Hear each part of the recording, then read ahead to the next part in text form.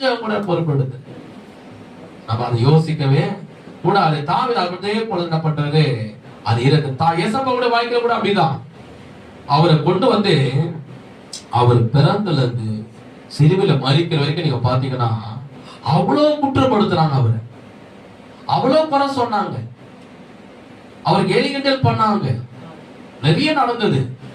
அவர் மேல அபண்டமான பை சுமத்தினாங்க, அவர் மேல செய்யாத காரியம் செய்தன்னு சொன்னாங்க, பண்ணாத காரியத்தை குற்றப்படுத்தினாங்க. பிலாத்துக்கு முன்னாடி ஏசப்பா நிக்கும் போது பிலாத்து என்ன கேட்டாரு தெரியுமா? அவர் கேட்டாரு, ஏசப்பா பார்த்து, உன் மேல எவ்வளோ குற்றத்தை ஜனங்க சுமத்துறாங்களே, பரிசேய சதுசேய, நீ செய்யாத காரியத்தை செய்தன்றான், பேசாத காரியத்தை பேசுறேன்றான், இவ்வளவு குற்றத்தை உன் மேல சுமத்துறாங்களே, நீ ஒரு வார்த்தை சொல்லு. என்ன கேட்கிறான் பிலாத்து? ஒரு வார்த்தை சொல்லு, நான் உன்னை விடுதலாக்குறேன். நீ நீதிமான எனக்கு தெரியும், நீ பரிசுத்தமான எனக்கு தெரியும், என் மனைவிக்கு தெரியும், எனக்கு தெரியும். ஆனா இந்த ஜனங்கள் எல்லாம் உன் மேல நிறைய குற்றத்தை சுமத்துறாங்க, பொறாமையினால சுமத்துறாங்க.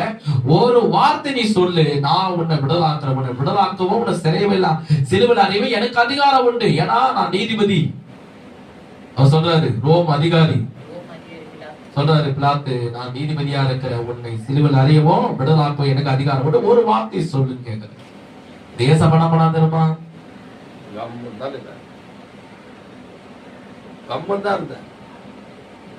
என்னதான் பேசுறாங்க, இவர் இப்படி பேசினாரு, அவர் அப்படி பேசினாரு, இங்க போய் இப்படி பண்ணாரு, ஆலயத்தை இடிச்சிட்டு 3 நாள்ல கட்டுவேன்னு சொன்னாரு, சொல்லி செய்யாத காது பேசாத காது எல்லாம் பைய சுமத்துறாங்க. அவர் என்ன பண்றாரு? அமைதியா இருந்தாரு. அவரு மட்டும் தெரியும், நீ பேசுறியா பேசு, சொல்றியா சொல்லு, குற்றப்படுத்தியா குற்றப்படுத்து.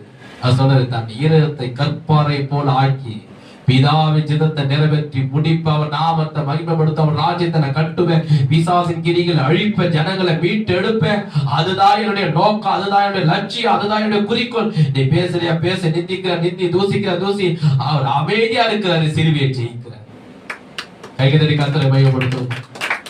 அதுதான் நம்முடைய வாழ்க்கையில. ஒருத்தவங்க பேசிட்டாங்களே, மனசு உடைஞ்சு போக கூடாது, துக்கப்படக்கூடாது, அழுவக்கூடாது, மூலையில உட்காரக்கூடாது, முக்காடு போட்டு அழுவக்கூடாது. அவன் மத்தியில கர்த்தர் என் தலையை உயர்த்துவார். அது வரைக்கும் நான் பொறுமையா இருப்பேன். நீ பேசுறியா பேசு, நான் பேச மாட்டேன், கர்த்தர் பேசுவார். நீ செய்யறியா செய், நான் செய்ய மாட்டேன், கர்த்தர் அமைதியா நம்ம இருக்கணும். அதுக்கப்புறம் என்ன நடக்குது பாருங்க. 1 சாமுவேல் 17-18 அதிகாரம். சரி, இப்ப முதல்ல அவர் என்ன சொன்னாரு? என் சத்துருக்கு முன்பதாக சொன்னாரு. அப்போ அந்த சத்துருவை நம்ம இப்ப பார்த்துட்டோம். அவரு யாரு? தாவீதுடைய அண்ணன்.